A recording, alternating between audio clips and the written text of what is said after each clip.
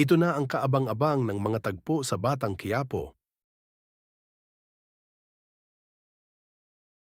Ayun na nga tuluyan na nagalit si Doña Bettina at sinugod si Tindeng na may kasamang bodyguards.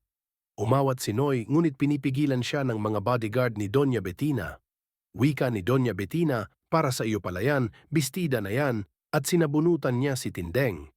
At sabi pa ni Doña Bettina, kaya ka pala niregaluhan nilalandi mo siya.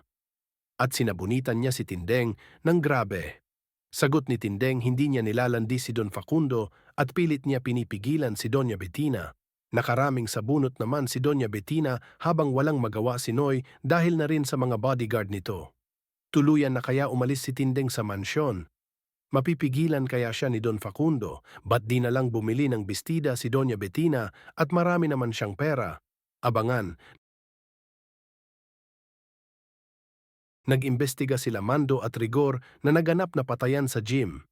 Tinanon ni Mando kung may hinala na sila kung sinong gumawa sa kanya ito. Sabi nila kagabi daw pumunta dito yun isang boksingero, nagkasagutan daw sila ni Coach Gary daw. Tinanon ni Rigor ang pangalan ng boksingero na sinasabi niya. Wika ng isa si Santino di Magiba daw. Biglang umuwi si Rigor na galit at ginulpi si Santino. Inaawat naman ni Mando at Marites si Rigor ngunit patuloy pa rin ito sa paggulpi. Wika ni Rigor, nagbubuksing ka pala. Wika ni Rigor, pinatay mo pa yun coach mo at ninakawan mo pa. Nabigla si Santino sa sinabi ng kanyang ama at nagtanong ito, ano itay? Sabi ni Rigor kay Mando pusasan daw si Santino at dalhin sa presinto. Si Lena naman mukhang masaya sa nangyari pero tikom ang bibig nito. Habang si Marites ay stress at namimilipit sa sakit ng tiyan. Tuluyan na bang lumayo ang loob ni Santino kay Rigor? Kailan kaya mahuhuli ang totoong pumatay kay Coach Gary? Abangan, dumating na tila galit si Ramon sa hapagkainan. Wika ni Ramon mukhang may sumusulot sa mga clients nila.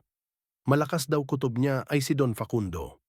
Lumipit sila Ramon at Don Julio sa isang kwarto at pinag-uusapan nila ang paghahanda sa malaking gera. Sabi ni Ramon kailangan natin maghanda sa malaking gera. Tuluyan na kaya maghaharap sila Ramon at Tanggol? Tuluyan na rin ba masisisra ang relasyon ni Don Facundo at Ramon? Abangan. Pumunta na sila Don Facundo at grupo ni Tanggol sa bagong laboratory ni Don Facundo. Wika ni Don Facundo kapag natutun daw ang lugar na yon. Isa lang ang ibig sabihin daw na may anay sa grupo daw nila. At nagtingin sila Don Facundo at grupo ni Tanggol. Wika ni Ben mukhang malaki daw yun operasyon ni Don Facundo. Wika ni Tanggol bukod daw sa mga pulis ang makakalaban natin. Mukhang makakalaban na rin nila ang iba't ibang grupo gaya daw ng Red Phoenix at grupo ni Ramon. Tuluyan na ba papasukin ni Tanggol ang droga? Paano si Doña Divina?